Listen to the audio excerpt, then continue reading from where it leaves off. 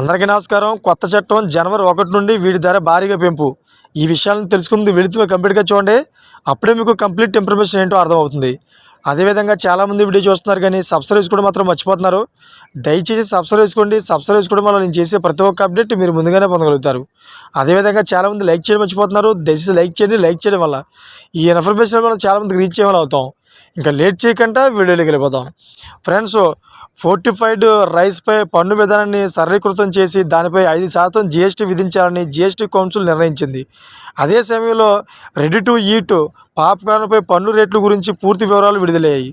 సాధారణ ఉప్పు, సుగంధ ద్రవ్యాలతో తయారు చేసిన పాప్కార్న్పై ప్యాకేజింగ్ లేబుల్ లేకుండా 5% జీఎస్టీ వసూలు చేయనున్నారు. అదే సమయంలో ప్యాకేజింగ్ లేబులింగ్ చేసేటప్పుడు రేటు 12% ఉంటుంది.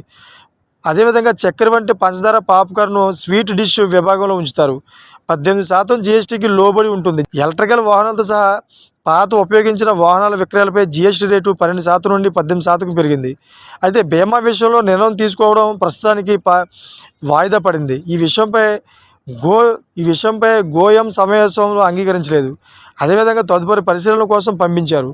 వివిధ వస్తువులపై పన్ను రేట్లను హేతుబద్ధీకరించాలని జీఓఎం సిఫారసు చేసింది. అయితే హానికరమైన పానీయాలు, అదేవిధంగా పొగాకు ఉత్పత్తులపై పన్ను రేటు 28% నుంచి 35% పెంచాలని ప్రతిపాదించింది. అదేవిధంగా దుస్తులపై ప్రతిపాదిత కొత్త రేట్లు ఈ క్రింది విధంగా ఉన్నాయి.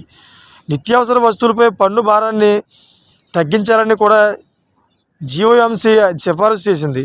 ప్యాకేజ్డ్ డ్రింకింగ్ వాటర్, అదేవిధంగా ప్యాకేజ్డ్ డ్రింకింగ్ వాటర్పై జీఎస్టీని 18% నుంచి 5%కి తగ్గించాలని ప్రతిపాదించారు. అదనంగా 10,000 కంటే తక్కువ ఉన్న సైకిళ్ళు, అదేవిధంగా క్యాన్సర్ ఔషధాలపై జీఎస్టీ రేట్లు 12% నుండి 5%కి తగ్గించాలని సిఫారసు చేసింది.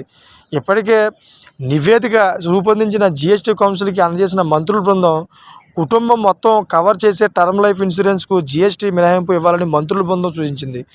అలాగే వయోవృద్ధులకు మెడికల్ ఇన్సూరెన్స్ పాలసీలపై కూడా జీఎస్టీ మినహాయింపు ప్రతిపాదించింది మంత్రుల బృందం.